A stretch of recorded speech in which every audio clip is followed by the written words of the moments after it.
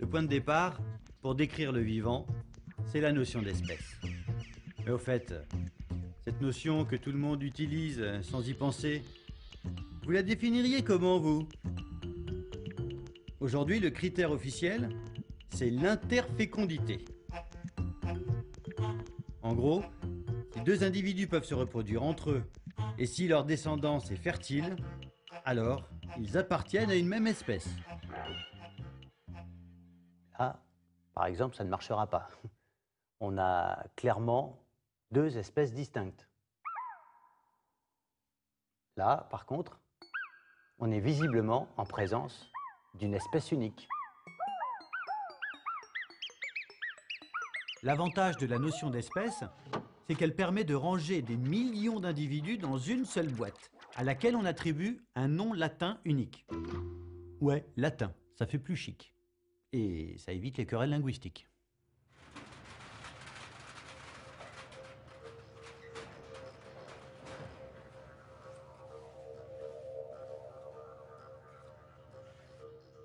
Dans cette section de la zoothèque sont rassemblés des spécimens qui sont singularisés par une étiquette rouge, c'est ce qu'on appelle des types. Alors un type, c'est quoi? C'est le maître étalon d'une espèce. Tout le vivant est régi par le système de la description des types. Alors, par exemple, ce gibbon à main blanche, qui a été collecté vers 1822-1826 à Java, a été envoyé ici à Paris. Et puis les gens qui l'ont examiné se sont tout de suite rendus compte que ça correspondait à rien de ce qu'on connaissait à l'époque. Donc ils ont dit, c'est une nouvelle espèce. On définit un type et on lui donne un nom. Parce que c'est ça qui compte, c'est de donner un nom.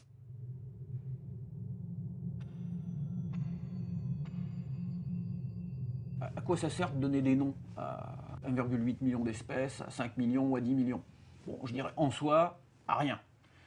En fait, les taxonomistes ne produisent pas des noms pour eux-mêmes, ils produisent des noms parce que, je dirais que c'est l'étiquette qui est sur un tiroir. Dans le tiroir, on va vouloir y mettre des attributs et des propriétés. Par exemple, mange un tel, est mangé par un tel, transmet telle maladie.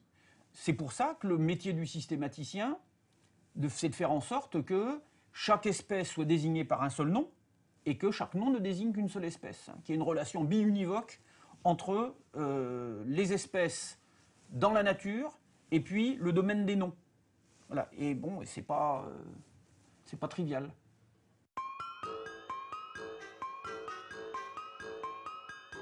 À l'heure où je vous parle, on a répertorié et nommé exactement 1 749 577 espèces vivantes. Mais donner des noms ne suffit pas à construire une image cohérente de la nature. On sent bien, intuitivement, que le chien est plus proche du loup que de la langouste, qui elle-même a plus en commun avec le crabe géant de Tasmanie qu'avec la vache bretonne.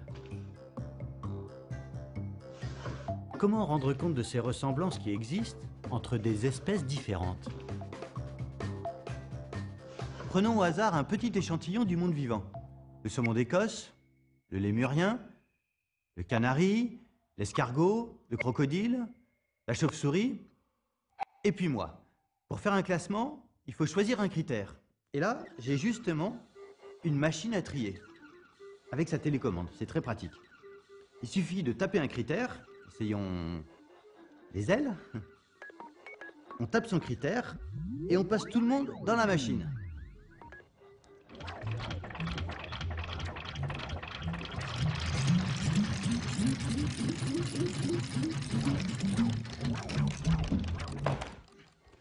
Et on obtient deux groupes.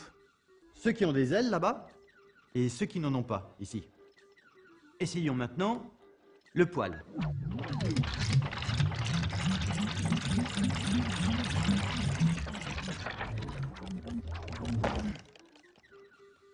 J'obtiens à nouveau deux groupes. Les sans poils et nous, les poilus. Mais maintenant, ceux qui ont des ailes sont séparés. Prenons maintenant les pattes.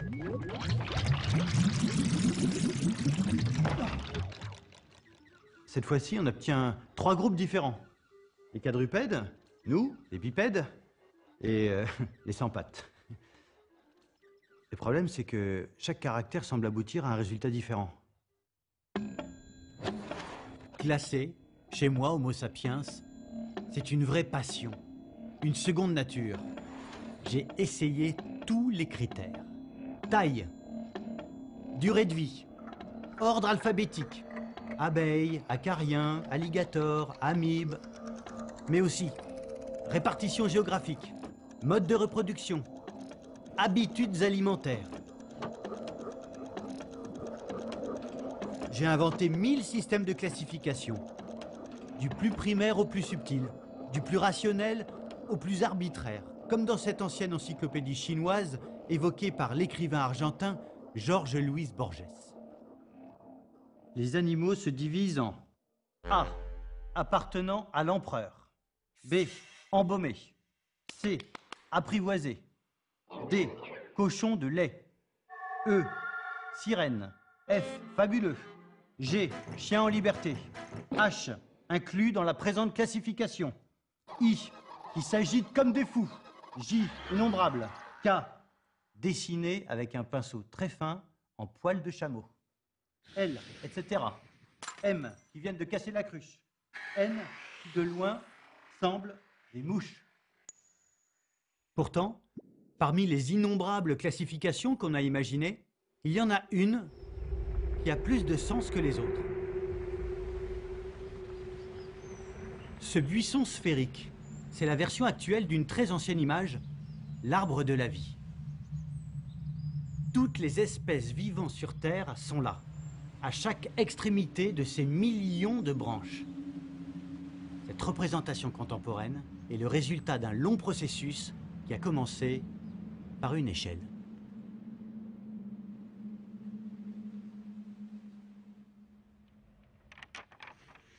Au XVIIIe siècle, il y a une image qui est dominante, une image de la nature, c'est l'échelle des êtres, avec cette idée que la nature ne fait jamais de saut, qu'on passe par exemple du règne végétal au règne animal d'une manière tout à fait insensible, et qu'il est illusoire d'une certaine manière d'y voir des discontinuités, des coupures.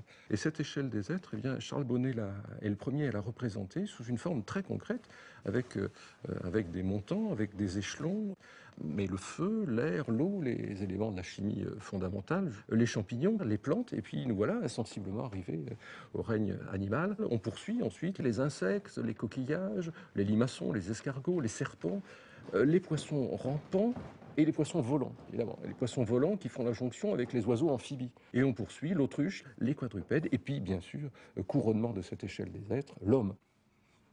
Finalement, l'œuvre, le travail d'un naturaliste jusqu'au XVIIIe siècle, c'est d'ordonner, de classer les espèces en fonction de l'ordre de complexité voulu par Dieu au moment de la création de ces différentes espèces. Tous les corps sont liés dans la chaîne de l'être. La nature, partout, se précède et se suit. De l'homme aux animaux, rapprochant la distance, voyez l'homme des bois lier leur existence. Du corail incertain, né plante et minérale, revenez aux polypes, insectes végétales. Ponce Denis et Couchard Lebrun, 1760.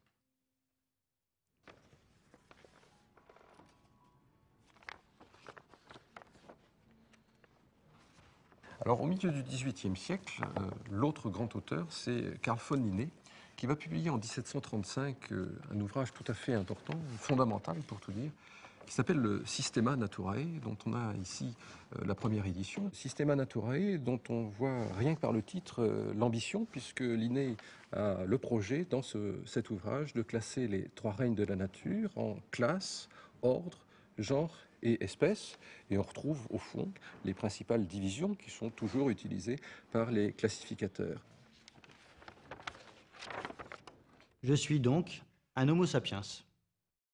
J'appartiens à l'espèce sapiens dans le genre Homo, qui fait lui-même partie de l'ordre des primates, lequel appartient à la classe des mammifères, qui fait partie à son tour du règne animal. Aujourd'hui, le principe est le même, mais on a ajouté un tas de rangs supplémentaires, sous-genres, infraordres, superfamilles, etc., etc.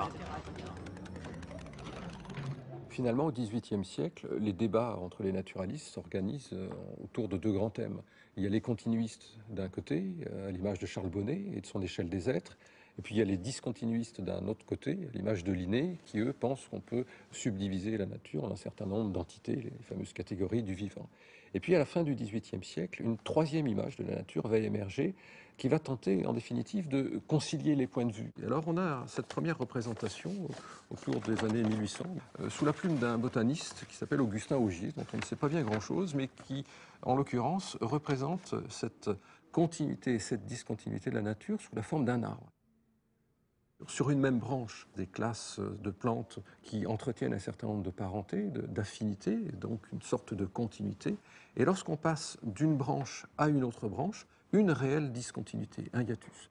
Mais deuxième force de cette représentation, c'est qu'elle va permettre d'inscrire un discours historique. C'est-à-dire qu'à la base de cet arbre, eh bien, on va décrire des événements qui seront plus anciens que ceux qui sont au sommet de cet arbre. Et au fond, cette représentation sous la forme d'un arbre eh bien, permet de sortir du monde fixe, créationniste, qui caractérisait les travaux des naturalistes du XVIIIe siècle.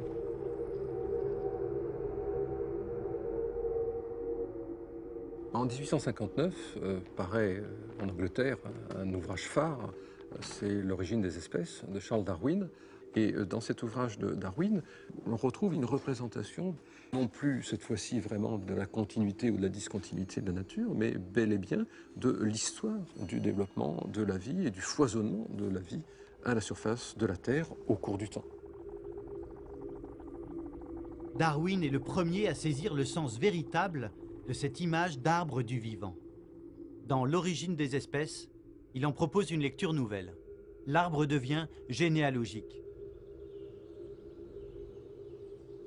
On représente parfois les affinités entre tous les êtres d'une même classe sous la forme d'un grand arbre. Et je crois que cette image est très juste sous bien des rapports. Les rameaux et les bourgeons représentent les espèces existantes, tandis que les branches produites pendant les années précédentes représentent la longue succession des espèces éteintes. Cette connexion entre les bourgeons d'aujourd'hui et ceux d'hier, au moyen d'un réseau de branches, pourrait bien représenter la classification de toutes les espèces, vivantes ou éteintes, à l'intérieur de groupes emboîtés les uns dans les autres.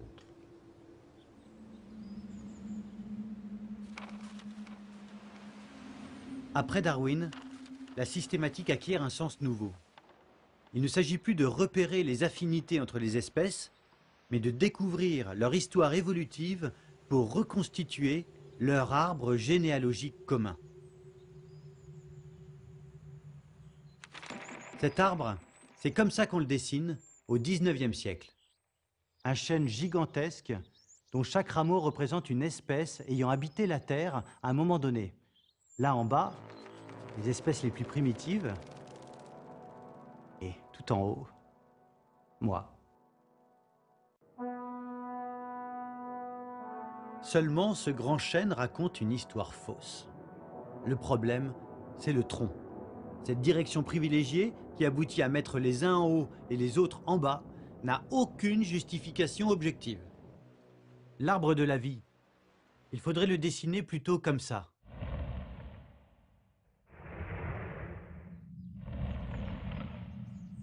Un buisson sphérique, sans tronc aucun, qui ne pousse pas vers le haut, mais dans tous les sens. À la place d'un chêne, on se retrouve avec un buisson taillé en boule. Voyons ça de plus près. Les branches qui s'arrêtent en chemin représentent les espèces disparues. Ici, l'iguanodon. Là, le diplodocus. Celles qui atteignent la périphérie représentent les espèces qui vivent aujourd'hui. Ici, la truite saumonée. Là, le caniche à poil ras. Là-bas, le géranium. Et ici, moi.